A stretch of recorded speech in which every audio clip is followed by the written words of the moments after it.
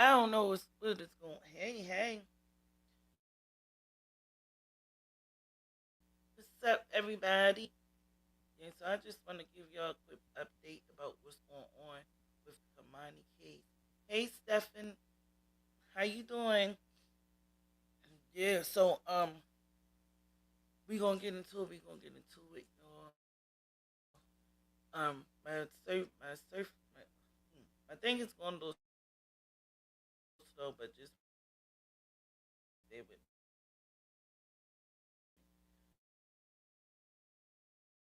Hey, baby, how you? Hey, everybody. Yeah, so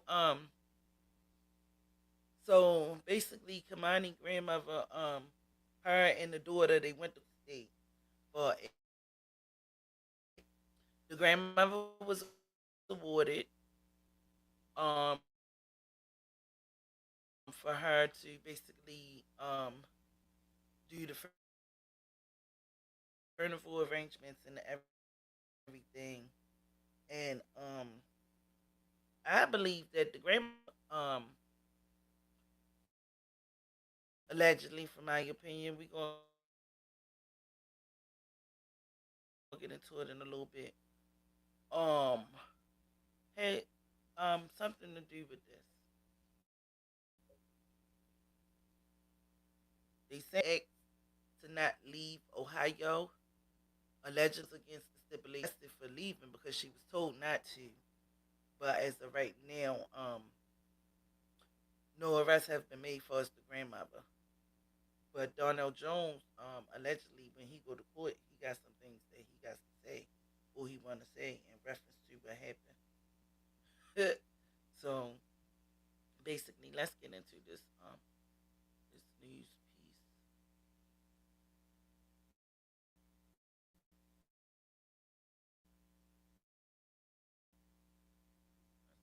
Yeah, the grandmother was awarded the custody. It's going to be a private funeral Friday, and fencing around the other house. Now they going to tear that house down. From what I hear, it's supposed to be two funerals, a private one and a public one, allegedly. So we still waiting to hear when the public one is going to be. But the private one is going to be, just for family and close friends for now. That's what I'm hearing. But they did say that it's supposed to be a private one also. Pending demolition of the home where police found Kei'Mani's body. City crews put up fencing around the burned down building. We're told it'll come down in the next 3 months.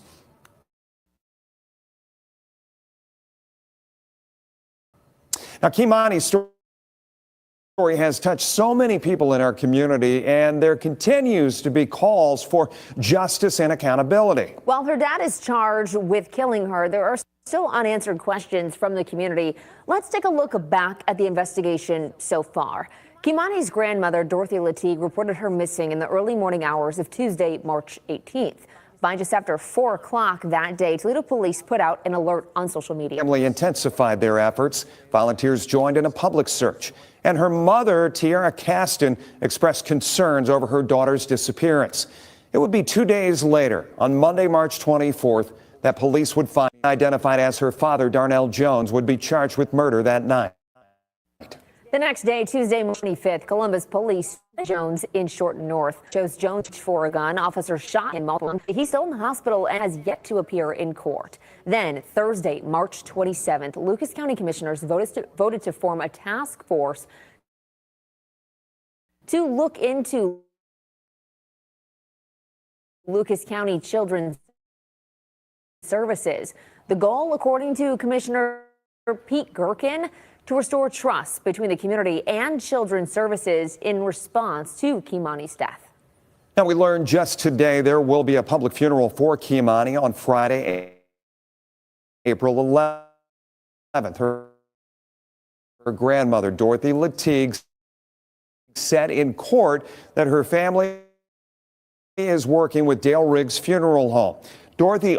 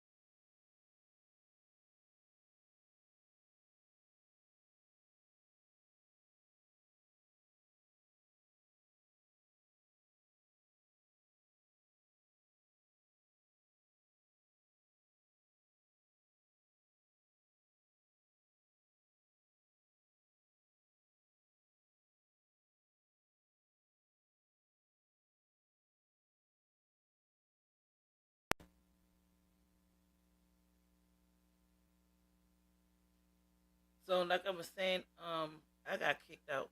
But a couple of the things that struck me was that this home that was burned down, that was allegedly where Kei'Mani's body was found, was supposed to be the grandmother's mother house that was abandoned for some while. So that is Dorothy mom's house, which would be Kei'Mani's great grandmother, and they saying that this was her home that she used to live in. So I'm just trying to like a lot of this stuff is pinning back to the grandmother. From what we heard also when she did her first interview, if y'all notice, she said the way the house was set up, like what you talking about set up. She didn't say the way when I came home how everything was. She said the way it was set up, and that just gives me you know more than what you saying. That's just my belief. Because why would you say set up the way the house was set up? And allegedly that she was caught on somebody's ring camera getting rid of Kei'Mani clothes, and they supposed to move her bed out of the house, Kei'Mani's bed, which you already know. Kei'Mani's bed probably had a lot of evidence on there if this was allegedly going on, and the grandmother was allowing this to go on in her house. So why was that taken out the house? What was the point of that? I'm just not understanding. But let's get back into the clip from the news people. Let's get back into it, y'all. And how long was your granddaughter living with you on a daily basis? For 5 years? For the past 5 years.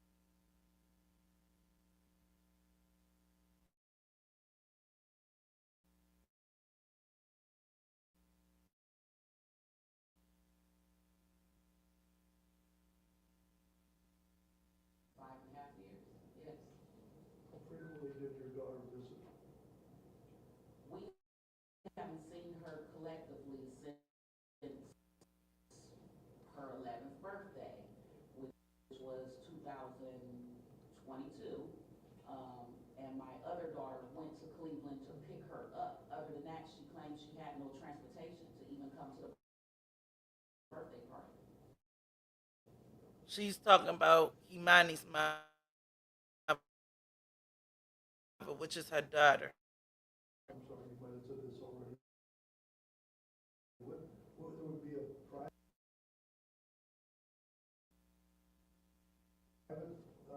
funeral. There will be a private ceremony, and then there will be. Correct. That's, and the funeral home can do that? Yes. There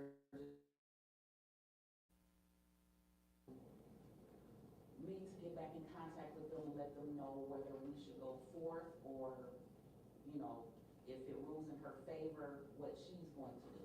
I have not decided into in 12 years. Or I was under the impression by other family members that have been in contact with her that I was not to be invited to my daughter's funeral processions. Yeah. I have been threatened not by my mother, but by my sister who has. It's okay, I don't mind their relationship at all. But I have been threatened by my sister during this whole thing. As in a lot of situations where family people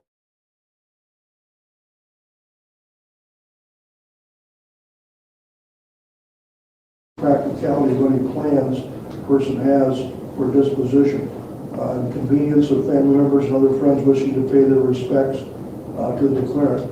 And based upon those three factors, it's clear to the court that the application for right of disposition filed by Dorothy shall be granted. So the court will issue a in the next hour or so, and so we'll get that to the funeral home, and we will proceed to get this child laid to rest. And I'm not saying anybody's right here or wrong, but I'm saying based upon the factors that I need to consider, those factors weigh in favor of you having right of disposition. Basically, a lot of it's a close personal relationship. No further details have been released about the public funeral, just that there will be a private service for family on Thursday. That is not open for anyone else. And that as soon as we get them here on WTOL 11 Plus and WTOL.com, along with our social media channels. Lucas County Children's Services says it is bound. So yes, we would definitely be checking into that. But at the same time, as y'all heard, Tierra was saying that she's being threatened too, because the main reason why Dorothy was saying that she didn't want to stay in Ohio, and allegedly she left because she was getting threatened and all of this stuff. But this is why they have the witness protection situation. So I'm not sure why she didn't sign up for that, because they will, have arrangements for you to be away, where so you can be safe houses or whatever, but it's just a lot going on. That's all I know. It's just a whole lot going on. By the way, the mom, she was on the Zoom, and basically, she said a lot in an interview that she did the other day, about how the mom is allegedly crackhead. It's not funny. It's not funny. But allegedly, she's supposed to be one of those and this and the third. We don't know how treated is right now. We haven't seen the high or anything and this and the third. But only thing like a lot of this is not too much emotion. She probably shows some people to be scared to show emotions in public, which I get it. She probably break down when she by herself. When she's by herself, vulnerable. Like a lot of people don't like crying in front of people or showing their emotions in front of people, because I know a lot of people were saying that she wasn't showing no emotions, and that's probably one of the reasons. The other reason is that she had something to do with it. Y'all already know. And 9 times out of 10, Kei'Mani probably have a closed casket, because mind you, they said that her head was severed or tried to be almost, this is tough,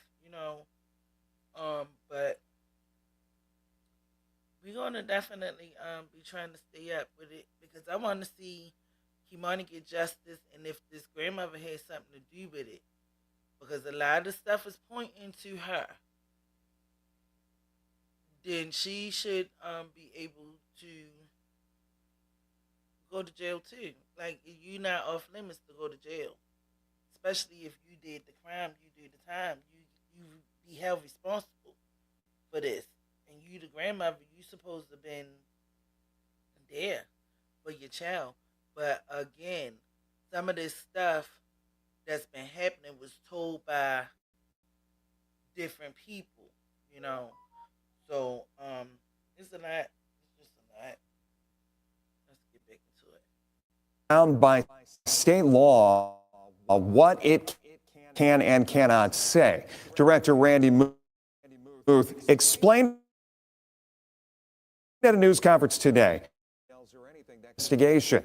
He did note that his agency serves 8,500 children and received 13,000 allegations of child abuse and neglect just last year.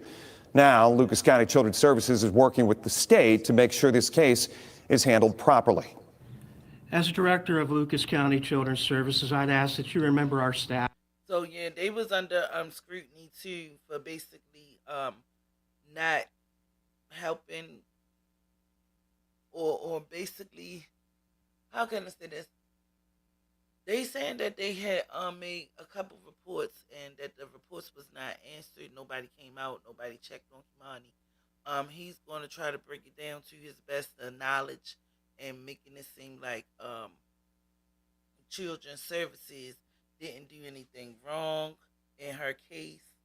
They follow all the guidelines allegedly, which we already know. And I feel as though that they dropped the ball on her. This is not just over in Ohio. This is happening all over in many different states. But this children's services need to be, I think, for me, need to be revamped. Need to get more what is it called? I'm gonna say more, not practice, more better with how they handle their investigations, because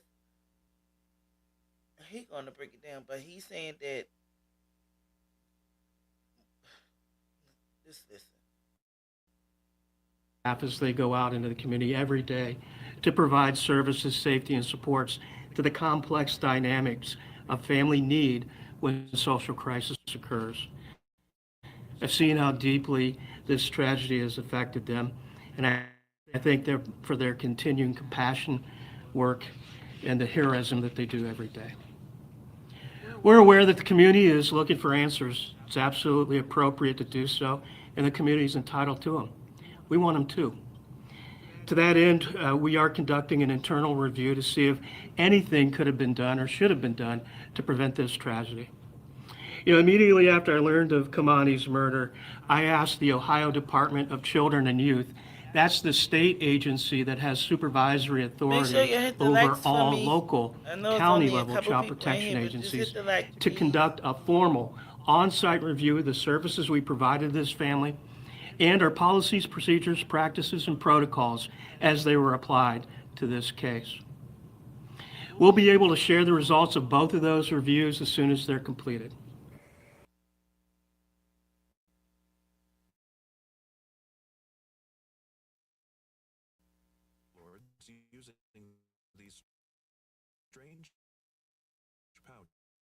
Why are landlords using these strange pouches to save thousands in rodent damage?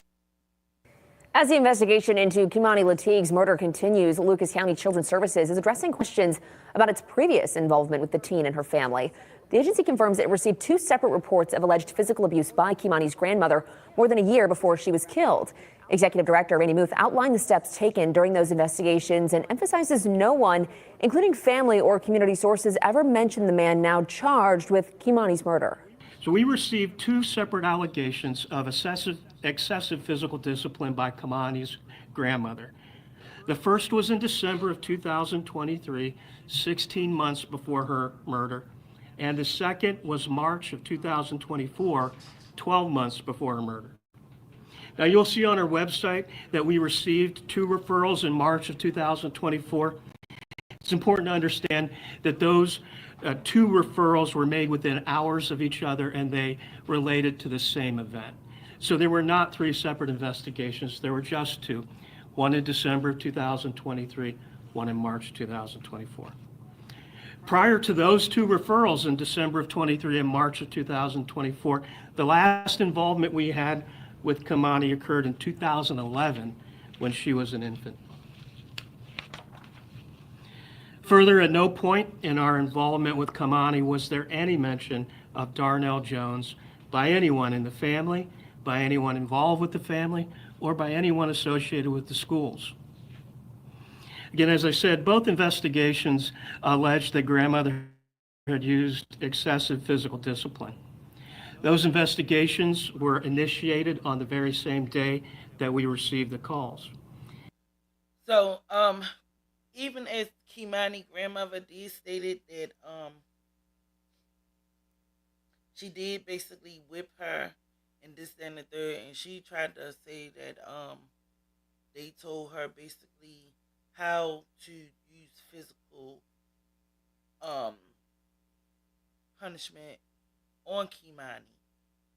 But he was saying basically they don't recommend it and be telling people how to do it, but they tell you basically they do have things in order where so you can go to classes that show you basically soft points and what not to do and how to, do it. But at the same time, he said that he believed nobody in his jurisdiction told her that, just don't hit her in the face and stuff like that, like she was saying and all of that. And then, far as the father thing, the mother, Kei'Mani's mother, her biological mother, is saying that he's the father. At one time, Dorothy said that she don't even know if he the father on camera. But my thing is like, if you didn't even know that he was the father, now why would you have this young lady, your grandchild, with this man, as if it was okay? Y'all could have got your own DNA test. You didn't need the mother. You had the father, and you had Kei'Mani. They could have went and got a blood test, a DNA test, and the proof if he the father or not. You just was letting her get gifts from him and basically playing father time and this, that, and the third, but not really, I don't know, how can I say it? If you didn't believe that, I'll just say this. If you didn't believe that he was the real father, it was ways that you can get situations done. They saying that they did give another guy, which was not Darnell, a DNA test, and that guy was not the father. So I guess the mother is like, if that guy ain't the father, then definitely Darnell got to be the father. But he's not on paper. Nobody acknowledging him as the father. So that's basically where that's coming from. Both investigations involved reviewing the family record, including identified family members, speaking directly with the persons who made the reports, a physical inspection of the home and the living conditions, speaking with the child alone, speaking with collateral sources. These are people who know the family but don't live in the home, doing background checks, application of state-mandated family assessment and safety assessment tools, and then sending letters to the mandated reporters when our investigation was complete. In both investigations, both Kei'Mani and her grandmother stated that the household consisted of just them. Neither mentioned Darnell Jones, neither identified him as a father of the child, and neither said that he was a support for the child or the father. And again, none of the referral sources nor the collateral sources we spoke with ever mentioned a father nor mentioned Darnell Jones. No record exists which establishes paternity of Kei'Mani, not with Darnell Jones nor with any other person.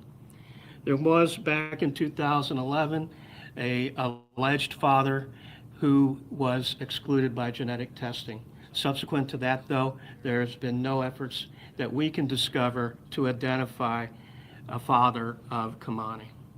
And not to knock y'all off, track, but I just forgot what I was going to say. But dang it, y'all, this was a good one. This was, man, I just lost track that fast. At the conclusion of both those comprehensive investigations, a team decision was made where it was determined that it would be inappropriate to ask the juvenile court to remove Kei'Mani from her current caregiver. That team decision was made by the supervisor of the caseworker, and in consultation with those documents and tools that I indicated. I think it's important to understand that almost no decision here at Lucas County Children's Services is made by one person alone. Instead of seeking or asking the juvenile court to remove Kei'Mani from the care of her grandmother, we provided short-term services and referred the family to other community supports.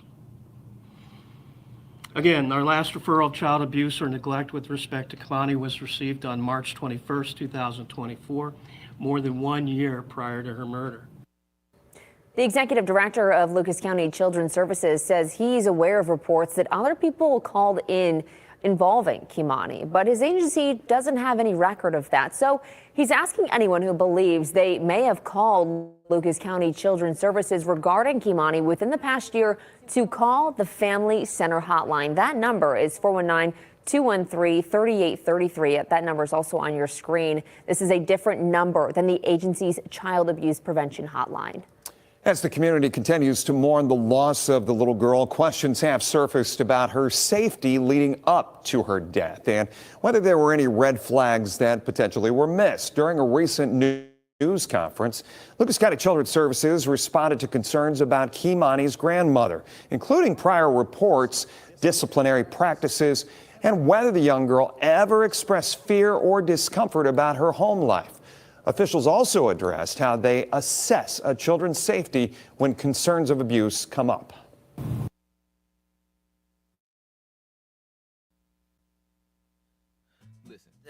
Listen, paying $14.99 a month for a streaming app and $9.99 a month for a music app and $12. Admit that they basically dropped the ball on Kei'Mani because people, as the newscaster said, he is acknowledging that people did try to reach out, but they don't have no records of that.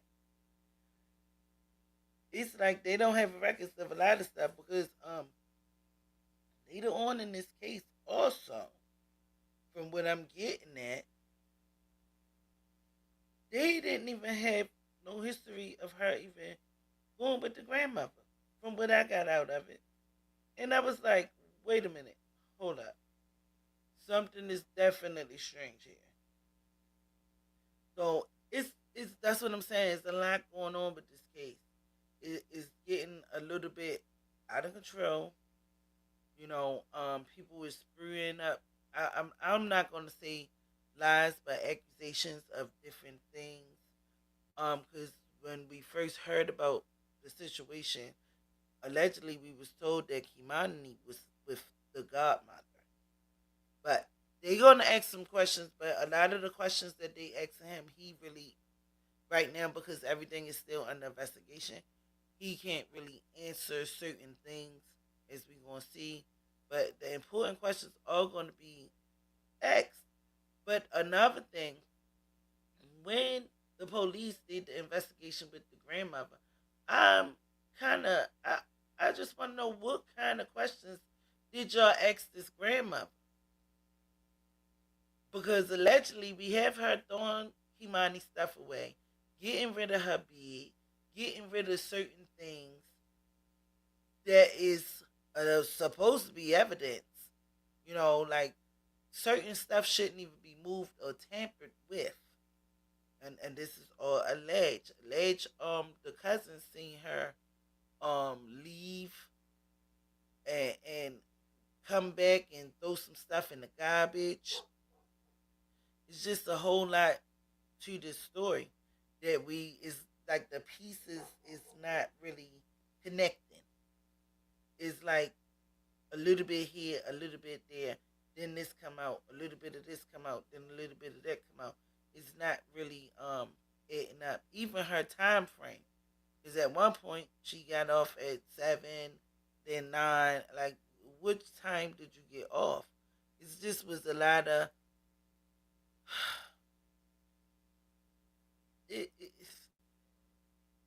I don't know if she's trying to throw the police off or the investigators, but she's making her case look suspicious to me, per se, if you really want to be honest.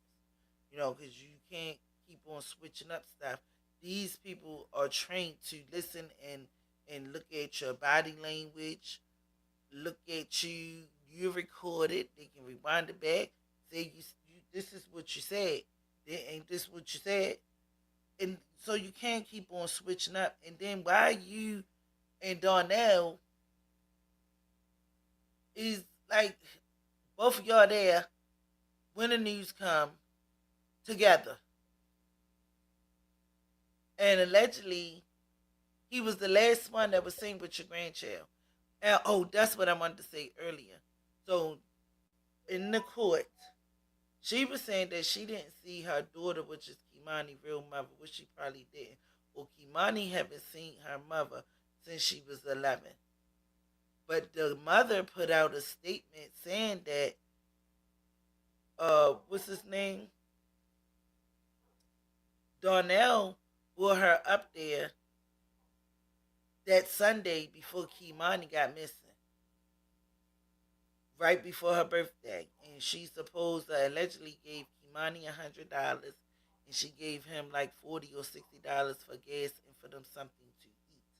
And she came up there and chilled with the mom. They played games, they talked, and all of this stuff. And she had to be back at a certain time because Dorothy wanted her back home. I guess it was school the next day. So, of course, if it's on a Sunday, school the next day, she need to get back.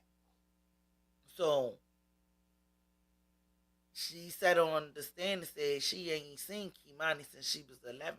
So where did this other story come from? That's what I'm saying. It's a lot with this whole story. Like, it's just a lot. But let's get back into it. Question for you about Grandma. Did Grandma have kids in her care, and did she have any kids removed from her care by Children's Services? Yeah, unfortunately, that exceeds the statutory authority I have. I can only talk about this particular case. Okay, because I've heard concerns from people that were children taken and they couldn't figure out why Kei'Mani was still there. You know, unfortunately, I'm only allowed to talk about Kei'Mani's case. So hopefully that's a good question, because allegedly they were saying that she was like a daycare provider and she had other kids up in there. So that's a good question, but that's what I'm saying. He like, oh, I can't answer certain stuff, which we understand because it's still an ongoing investigation. But when they go to court and certain stuff of this stuff is coming out, we gonna be like, wow. I'm trying to tell y'all, because this is a story that's gonna blow up. And thank God that they found her, and it wasn't like the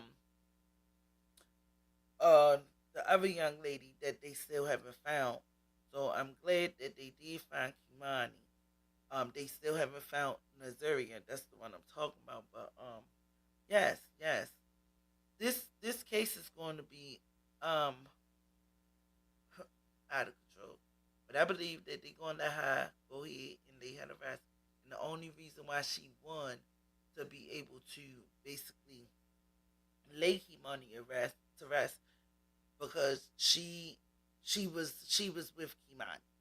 The mother allegedly wasn't there. You know, so Kei'Mani basically was raised by the grandmother from right now. So, okay, boom, yeah, you can go ahead and do that because the mom really was not consistent in her life. So, basically, you know, so I believe that they made the right choice for that. But what's going to happen after she lay her to rest? Is she going to be arrested or what is going to happen? Because it's a lot of things coming out in this story, and I believe that some of this stuff about Dorothy is true. So yeah, this is gonna be a lot. Okay, and then the discussions that investigators had with her, did she deny that there was any abuse in this 23 and 24 interaction? Can you describe to us what she was saying to your investigators? Well, you use the term abuse, which is actually a legal term. She told you. Grandmother did indicate and did admit that she had used physical discipline. And was Kei'Mani okay with it? I think Kei'Mani stated she understood the reason for it, but I don't know that she was so okay with it. But did she ever, was she okay with what had happened to the point where she was okay staying in the home? Yes, Kei'Mani indicated on both occasions and to school officials that she felt safe in the home.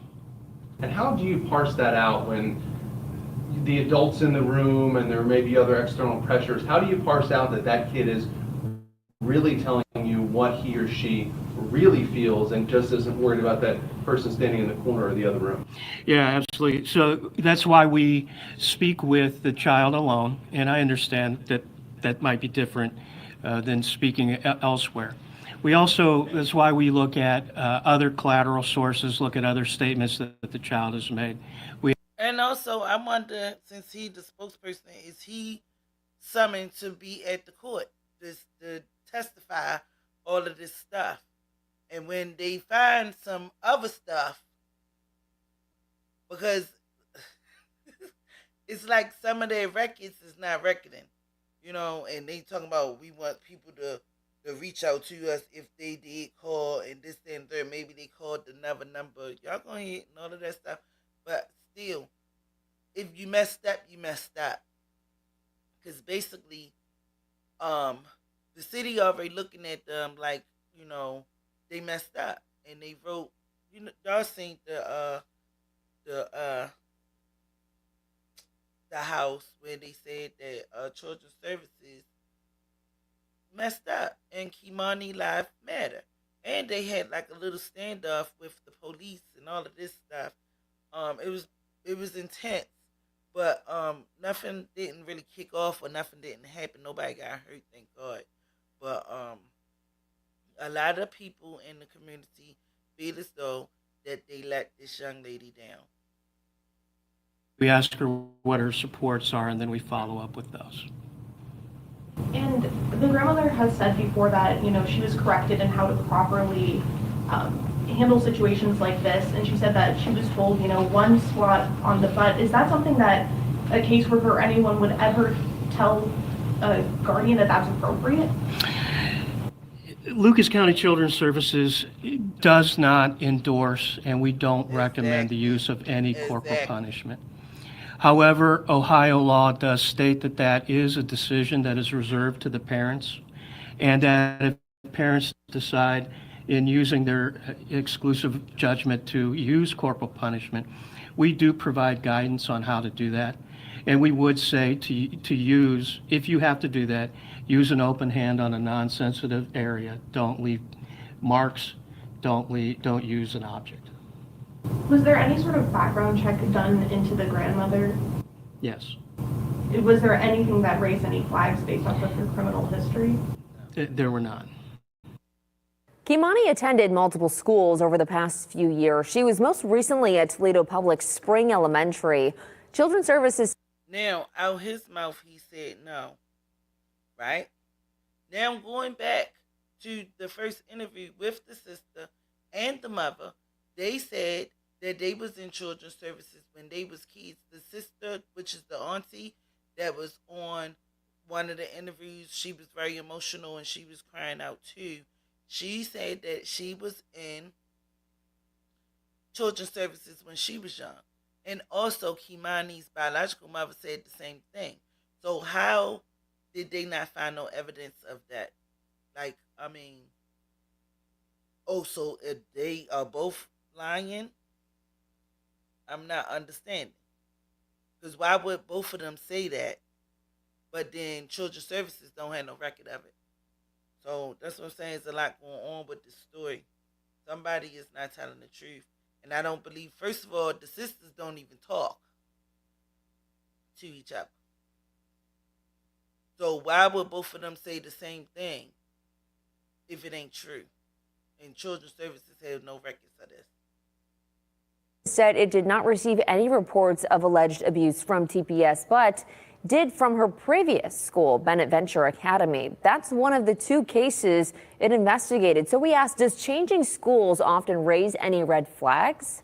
You mentioned that her school needs were being met and she had been at multiple schools, transferred multiple times. Did that raise any flags to you guys or alert you of any potential issues? No, that point's been brought up, and that's a great point, and I understand that.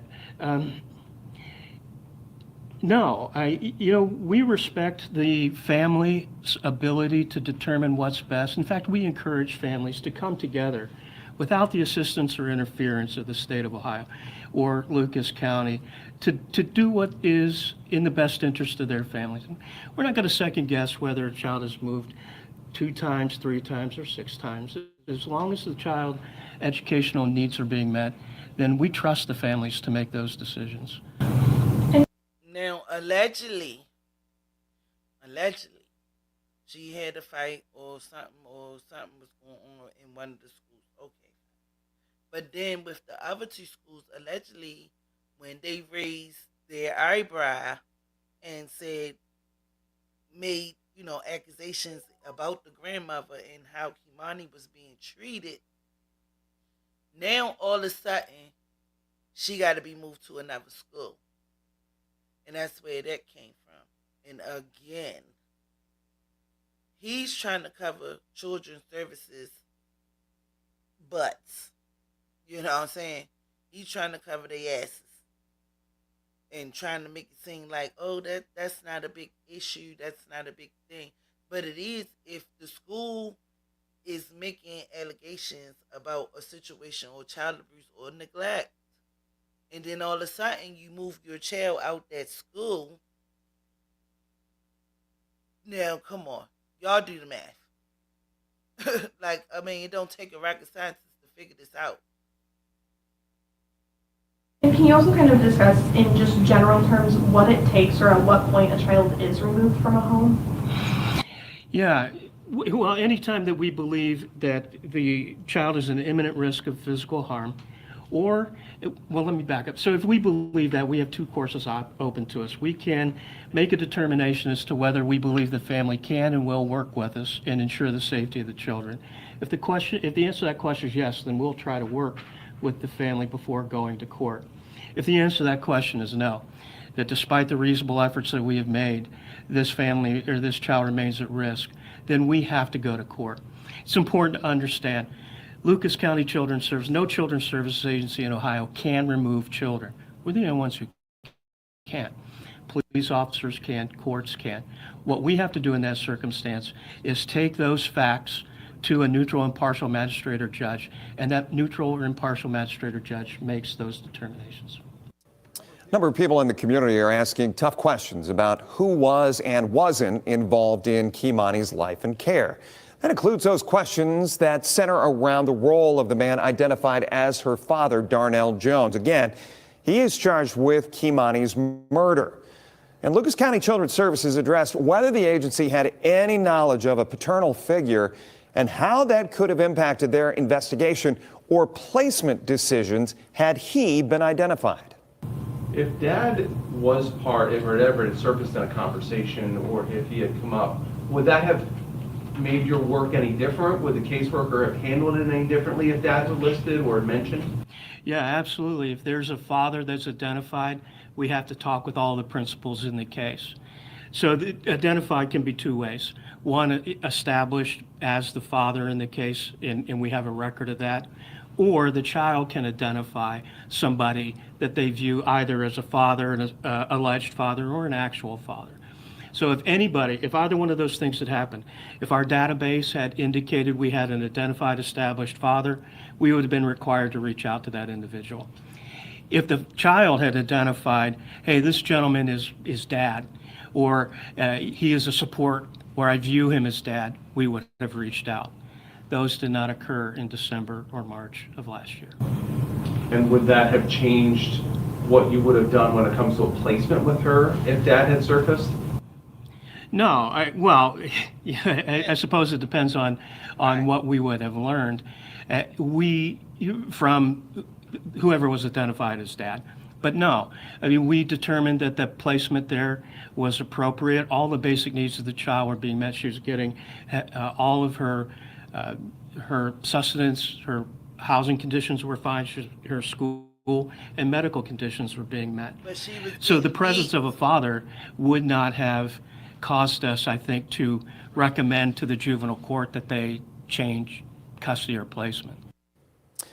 Leadership from Lucas County Children's Services is pledging change and compassion. Suzette Cowell is the head of the agency's board, and she offered heartfelt condolences today. She also took the time to outline the new task force approved by the Lucas County Commissioners and how it will examine what more could be done to protect vulnerable children and prevent future tragedies. On behalf of my colleagues on the board, I want to once extend our condolences to everyone who knew and loved Kei'Mani Latigue.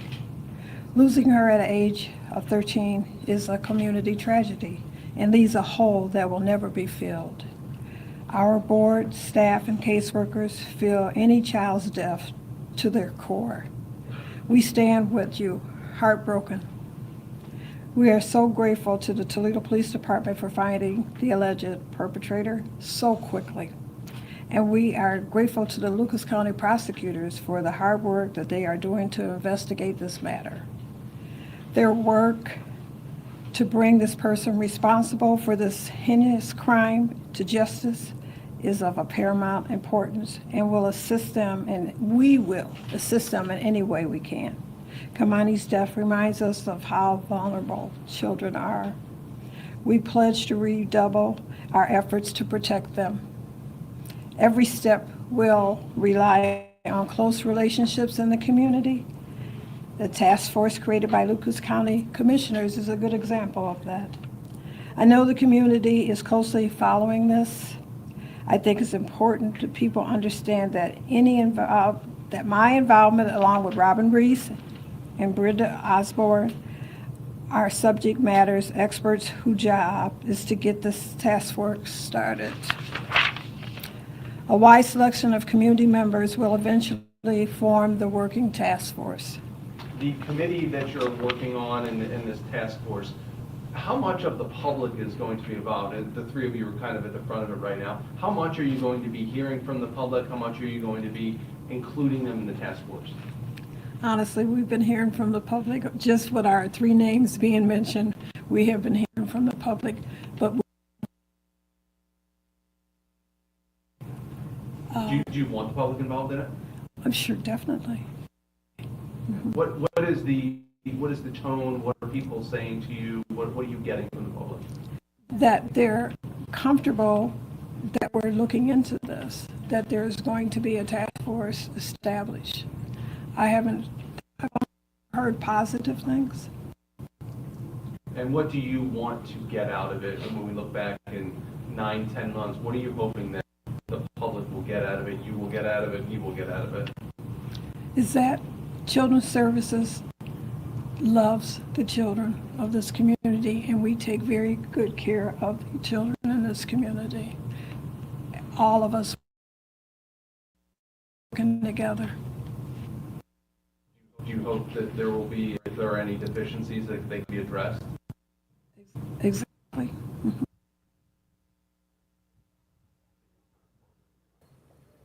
There's no official timeline that has been announced for that task force at this time, but we're told we should expect an announcement coming out within the next week.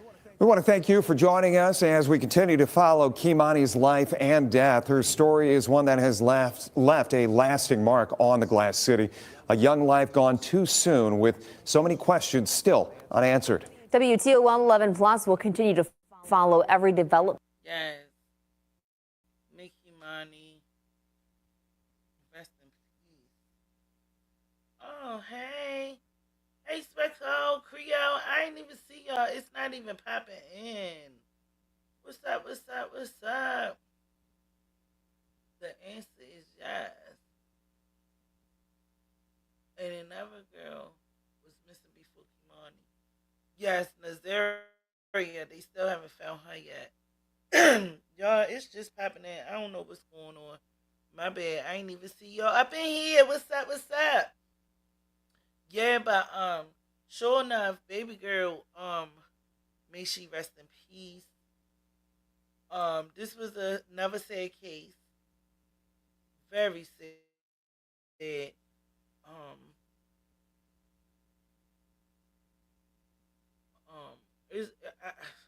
I just know what else to say. But only thing I just need for the grandmother to basically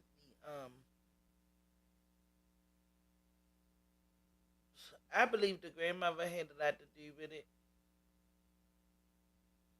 Or she know more than what she's saying she know.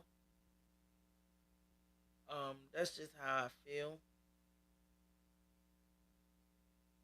And hopefully, Kei'Mani definitely get justice.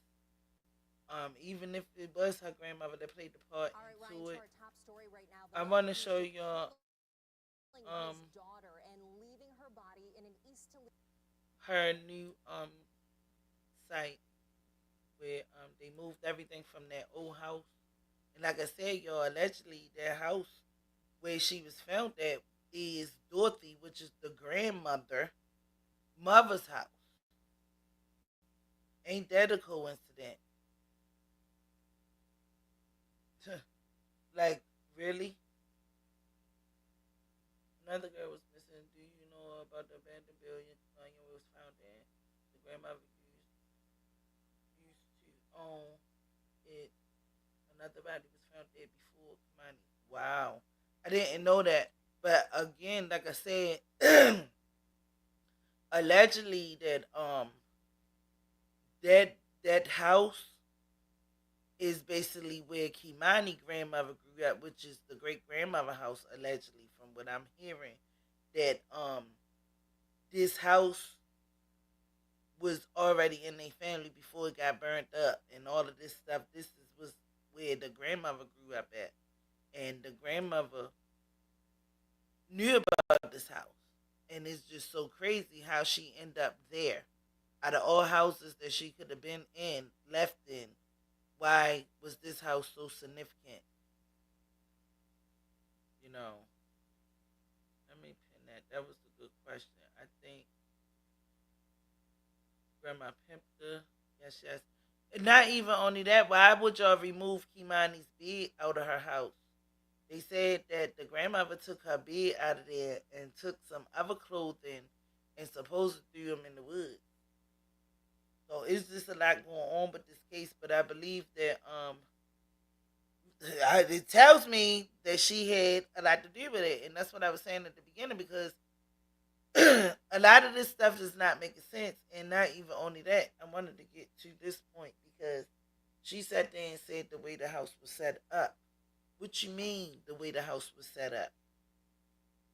I'm not understanding. What grandmother said the way the house was set up? Her underwear was here, this was there, her glasses and all of this stuff that she will never leave, and this, that, and the third. She only probably left it because she was taken out of there. Probably didn't have no choice but to leave it. Because if you're taken out of the house, you know, and then you sitting up here with this guy on the news, and he was the last person that allegedly supposed to see your granddaughter, because she's supposed to call him and told him she believed that somebody is breaking in the house or trying to get in the house, and he allegedly came over there for an hour out of his own mouth, and yeah, we about to listen to his little stuff one more time. I want to show y'all her new memorial. Her new memorial is so beautiful. The people showed up and showed out for her. It's amazing. So it's supposed to be a private funeral. I'm not sure. Today was supposed to be a private funeral, tomorrow a public one, or vice versa, something like that. But we're going to stay on top of it, because hopefully somebody basically put it out there. Hold on.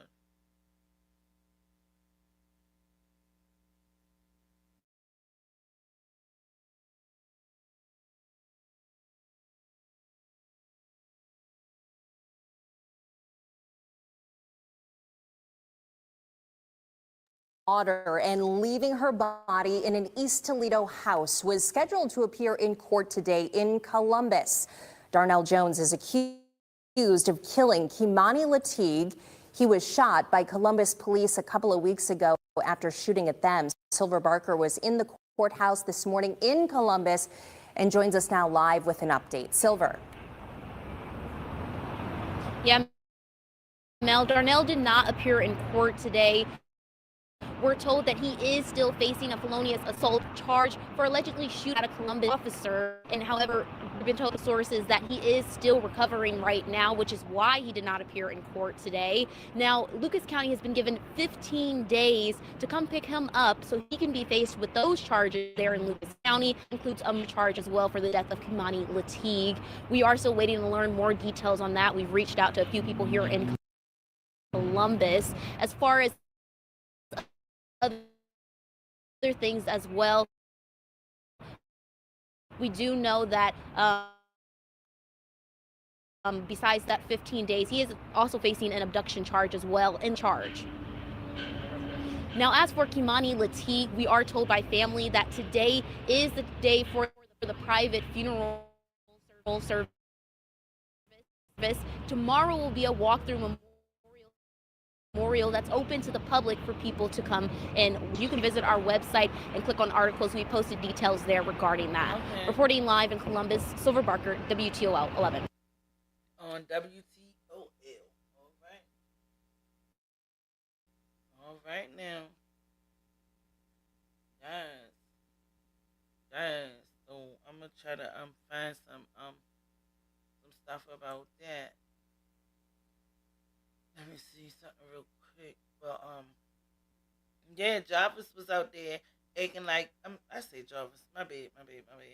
Darnell was out there acting like he helping looking for Kei'Mani when he already knew where she was at, and that's really messed up. Like, how you gonna sit out there and act like you don't know where this girl at? Oh, you thought that you was gonna get away with this? That's crazy. That's insane. Like some people, but remember I played y'all in 2019. He was basically crying and basically saying,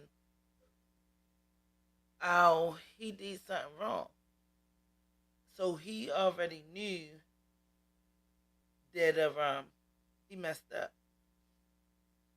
He already knew he messed up. Period. He knew that he messed up. And I think he was doing this to this girl before this situation. You know, I think he was already doing this to this young girl, which allegedly supposed to be his daughter, way before he got caught. And when he got caught,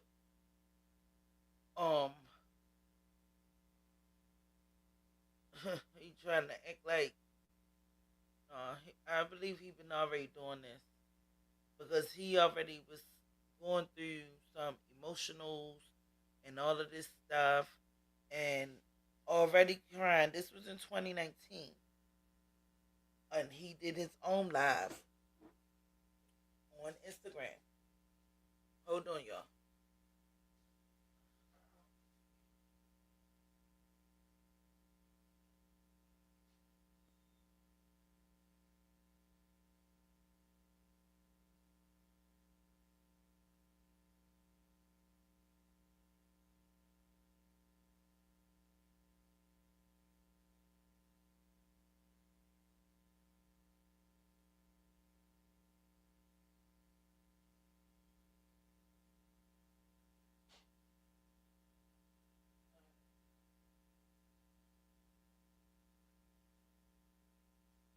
So this is 2019.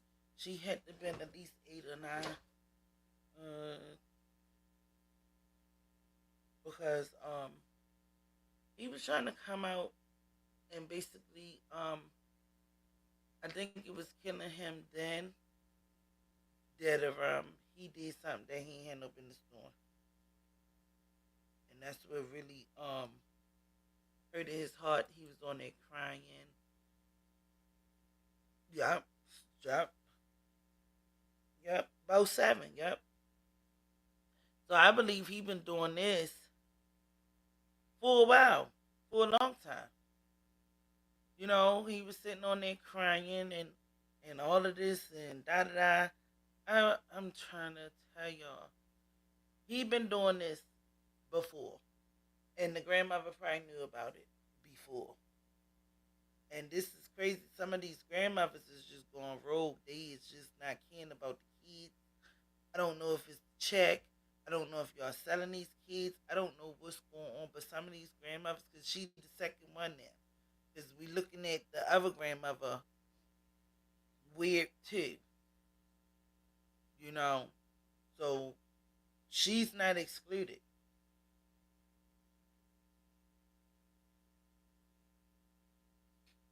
But something ain't right with some of these people that's playing in our faces acting like they don't have nothing to do with it. I believe that they have absolutely everything to do with it.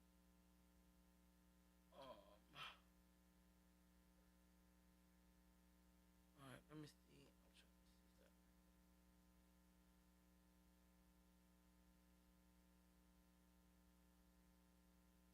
These people is just crazy, but everybody um need to be held accountable. Whoever is all involved. I don't trust none of them. Not the grandmother, in which I kind of felt sorry for her, but I don't no more because now more and more stuff has been coming out. You know, you hiding evidence and you throwing away certain stuff. So, I mean, only reason why you would do that if you had something to do with it, you trying to cover up your track. Because remember, the way the house was set up. So obviously y'all set the house up and your story, you didn't even know what time you came home. And another thing, how long you been working overnight leaving this baby in the house by herself? She just turned 13. So I'm not sure how long she had her job, but my thing is I don't think a 13-year-old child should be left in the house overnight by themselves. You could have picked up another shift or got another job. Um, I just don't trust. Regardless, they be saying some 13-year-olds are mature. Yes, they are, but just the danger of it because the community knows that she in there by herself, and some people it's not safe. You know what I'm saying? Some people, okay, she in there by herself, vulnerable. Okay, somebody probably will try to get in. Somebody will probably try to take her, or you know what I'm saying? That will be my biggest fear. 13 now, I can see if you like 17, 16, you might can, try to fight off a person, or you know what I'm saying, you can probably fend for yourself a little more than 13. But I don't think that she should have been left in the house overnight. Now, probably like during the day, like if you got a job from like 12 to 8, she came home, do her schoolwork, eat, wash up and stuff like that. Boom, you be home by the time it's time for bed.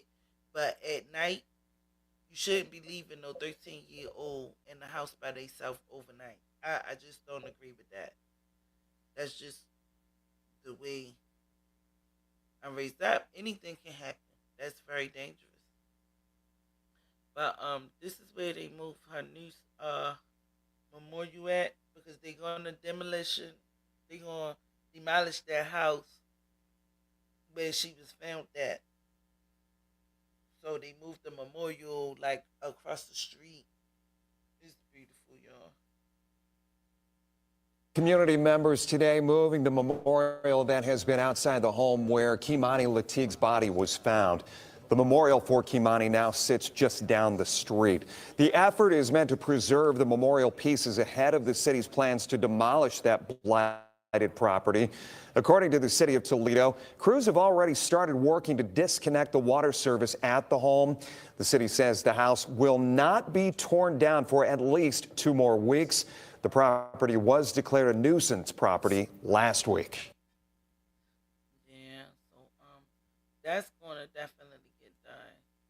And where they said they moved it at is more brighter, it's beautiful, people can see it. One of my grandsons is 15. Anytime his mom has to travel for business, he is here with us. Yes, that's what I'm saying. Like, certain ages is not ready. Even if they can be so mature, they can be, I mean, like, at the end of the day, it's just for their safety. Because if people know that kids is in the home by themselves, people going to try. You know what I'm saying? I'm not going to say everybody is going to try, but people do stuff. Try to rob the house, you know what I'm saying? Like, I mean, it's different. Anything could go on. So my thing, some of the no, I don't believe that she should have been leaving that baby in there at that age by herself. You know what I'm saying? You told her how to use the gun? Like, no, I'm just saying seriously because if somebody come up in there and what had happened, look at what had happened. But I believe that these are the people that's around her. This wasn't like no strange person did this. I believe like the father, Darnell, allegedly, he only committed to basically having essay her. But he did not say that he unalived her. So that's the part that we waiting for. Who did it then? Who did it? Because right now it's only looking like you and grandma. And grandma's story has been changing. Grandma's story has been changing consistently. So a lot of their stories been changing consistently. You know, so it's like 1 minute the mother just seen her. The grandmother said the mother ain't seen her since she was 11. The mother supposed to agree to him, which is Darnell, the father, allegedly, taking her to go see the mother. The mother never even said yes or no to that. So that is still questionable. Is that a made up story or is that true? Because we haven't heard from the grandmother saying that that's what happened. Because, mind you, after she came back, the next day she supposedly went to school but didn't make it. That's when all of this stuff happened. So it's just a lot. This story is a lot, but we ain't gonna get to the bottom of it. We need some answers. Um, it's just sad that people it's bad enough the kids are already killing themselves. You know what I'm saying? Unaliving themselves. My bad. Bad enough that's going on. You know, and like the people that you look up to, your grandma, your grandmother is the staple of the family. She's supposed to look out for the whole family. And I'm not understanding what happened with that either. But it seems like people did try to warn them about the grandmother. And allegedly, they don't have no paperwork on the grandmother. None of her background history. Everything came out good.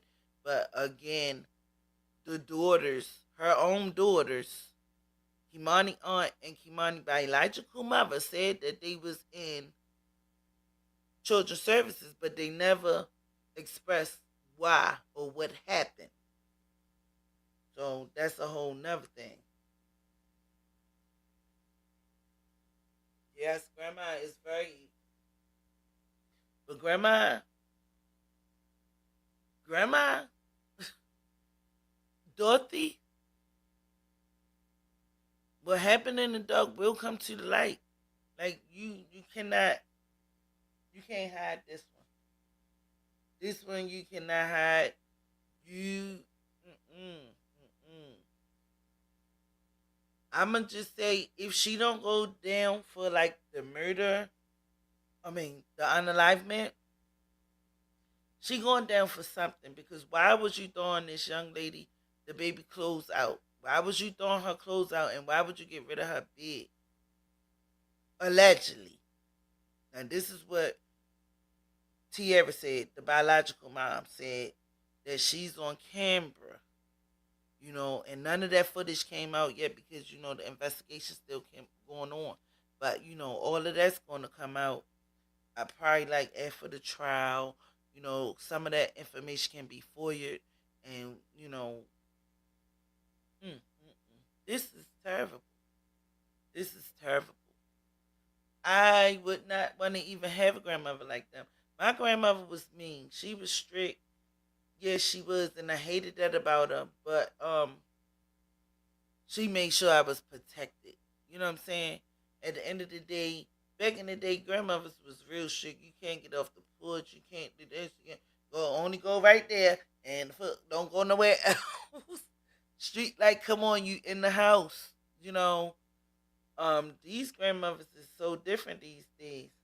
My dog kids call me helicopter granny. All the grandkids under 21 have a daily check-in with me. I know that's right. Hey, and I ain't even mad at that because at least you know what's going on with them and their whereabouts, and they make sure they are safe. Because these days, as you can see, ain't nobody safe. You know what I'm saying? Ain't nobody safe. Not even the kids. I had a big grandma. A big grandma. Are you serious? Yeah, my grandmother, she was just strict, you know, and that's probably what a lot of these kids need now. Them grandmothers that's strict, you know. You don't sit on no man lap, ain't no man hugging up on you and stuff like that. You know, like some of these kids, like okay, that's your uncle. You know, you can give him a hug, but you're not sitting on his lap. I don't care. None of that was played with. You don't play like that. You don't sit on no grown man's lap, not even your dad. You know, that's just how we grew up with the grandmother. You know what I'm saying? But some of these mothers just let certain stuff go on. But grandma house, grandma didn't play none of that. And these grandmothers, I don't know if they different these days. They want to be lax, but we see every day being lax get somebody hurt or effed. She was very bad to my mother. My grandmother was too. I don't, but hey, Foxy, Roxy, baby. Hello, Queen, everyone. I'm sorry I'm late. You good, boo? You good? But yeah, these grandmothers didn't play back in the day. You ain't smiling up in our friend's face. You gonna take yourself either outside or upstairs. Go, you know what I'm saying? You're not sitting around my company. You're not smiling up no man's face. You're not sitting on their lap. Say hi, and that's it. You were seen, and you out of there. Hello, everyone. Sorry I'm late. These two church meeting. I know that's right, baby. Church is always beautiful. Gotta do what you gotta do. But yeah, good seeing you, honey. Yeah, but back in the day, my grandmother ain't played none of that. Neither one of them. Like she, I don't care. That's your aunt. That's your cut. You know what I'm saying? And see, back in the day, I don't even want to say. You know, I don't even want to get into it. Fuck that. I ain't even gonna go there because that's gonna sound crazy. But I just want to say that some of these grandmothers need to pay more close attention to their kids, their grandkids, and stop thinking everybody um is okay. Everybody is not okay. You know, don't bring a boyfriend or girlfriend to my home and think they can spend the night. Oh hell no. And see, you know what? But see, well, when my son got like 21, I did like, you know, a couple of his friends like will stay and all of that stuff. But other than that, you know, ain't nobody had no children around. You know, we just don't play when if it's little kids around. You know, like my homegirl, she had a little son. You know, and we set him up in his own little area. And this was you got your little laptop, you got this, your little crayons, your little whatever you gonna do, and this is your spot. Ain't nobody coming in your spot, and don't come in our spot. You know, This grandmother didn't care. I think the grandmother just was. I think the grandmother just was like free out there. Like I said, allegedly she's supposed to be a a crackhead. I don't know for sure. So sometimes crackheads they ain't watching no children. They watching crack. They ain't watching what's going on around the child. What you know what I'm saying? And then you got Donnell probably come in and bring the baby, the Kei'Mani, bring her gifts and this, that, and the third. Because in that interview, I wanted to find it. Ugh. In the interview, she said that he would bring her gifts and this, that, and the third, as if he was molding her. Now, I'm quite sure you just ain't feel like that day. I'm quite sure you didn't find out or feel like that day when she was missing and y'all found her and this, that, and the third. You felt like that before. So you should have got to the bottom of that as being the grandmother and the guardian of Kei'Mani. Oh, chill. First of all, let me find out is you her real father. Let's do that. Let's do that first. Because you got on there saying you didn't even know that he was her father or not, but you let her spend time with this man. That's not the part that you're not telling these people. You let that young girl spend time with a grown man that you not even for sure that is her dad. She does not have cracky lips. Crackhead got lips. What the fuck the crackhead lips look like? Wait a minute. Oh, no she did. Oh, no she did. I ain't no crackhead lips had to look. Now that just took me for a spin. That was funny. But yeah, if you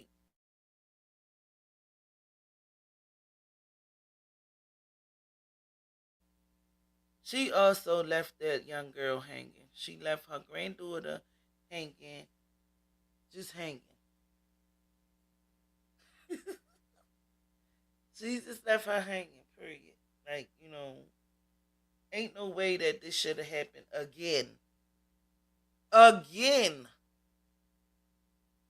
We already just had one grandmother build her grandbaby. Now this happened again. Right back to back. The first one, I didn't really catch up on. I want to do that one too, but man. Then when this one came, I was like, to the point, enough is enough. No, we gotta talk about it. Because this should not be happening.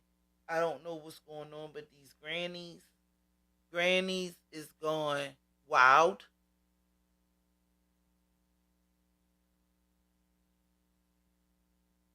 I just don't understand. The grandmother used to be the protector of the kid, even though you did okay, you got custody of her or guardianship and this, that, and the third, to basically let this happen.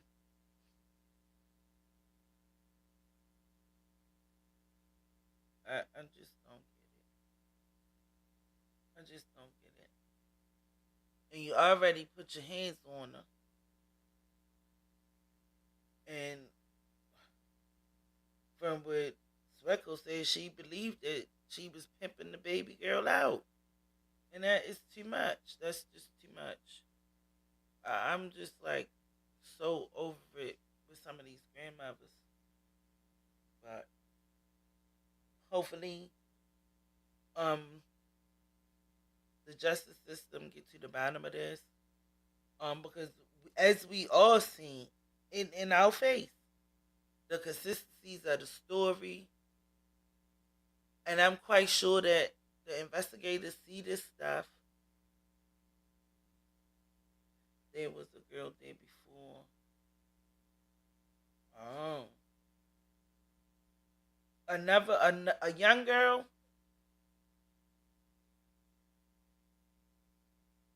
But I'm quite sure the investigators see exactly what we see.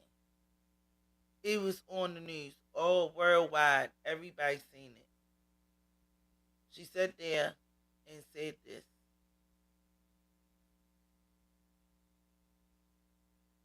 The grandmother said that she left. The other girl, she left.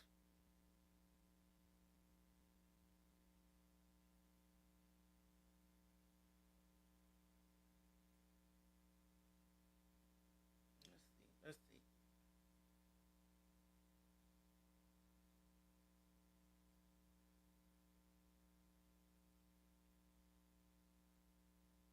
Let's see. I'm about to see something real quick.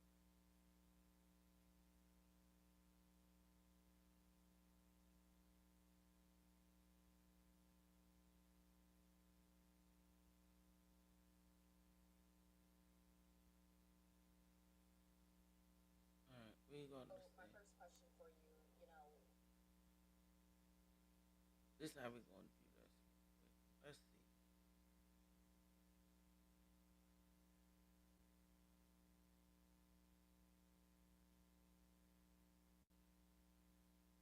Yesterday, lots of things was going on. We want to know specifically at your home, there was a lot of speculation online that you were being arrested, but when we checked with police, that was not the case. So can you further clarify exactly what did happen yesterday at your home? The girl, what is her name? Shabu, her name is Shabu Carson on Facebook, and the one that she was acting like she allegedly was looking for Kei'Mani and acting like she was Kei'Mani mother and she wasn't. Shabu, her name Shabu Carson. Yeah. But allegedly she was staying in that house too. Dorothy said that it was just her and Kei'Mani standing there. So that's another red flag. Well, I was called and told that there was a mob of people in front of my house. They were angry. It was more or less the people that were here earlier waiting to see if it was Kei'Mani that was in the home. And basically some people from the neighborhood had contacted me and said that there was a mob in front of my house and they were talking about what they were going to do to me once I came home. So the police, the detective said that she would have a unit come out and help me get my things and more or less escort me off the property. I asked to be handcuffed just so they can get the away from my property. Are you scared? So no, I was never arrested. I was taken downtown, but I was never arrested. Are you scared for your safety right now? I am. What are some of the things that you've been hearing and receiving from people? They said they was going to blow up my house. They said they was going to do harm to me. So this is not the first one. I think this is the second interview. But I think you're talking about the girl Shabu. Yeah, because I looked up on Facebook, but she don't have nothing pertaining to Kei'Mani. She didn't post Kei'Mani's picture or anything. She don't really have nothing on her Facebook page that is pertaining to Kei'Mani. So, from what her mother was saying, that she was living there too, and she was passing out the pictures talking about she looking for her daughter, which she was not Kei'Mani's mother.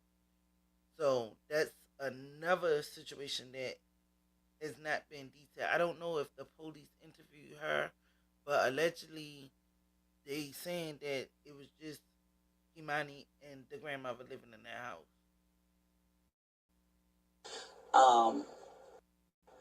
It's just been a barrage of the different things that they've been stating.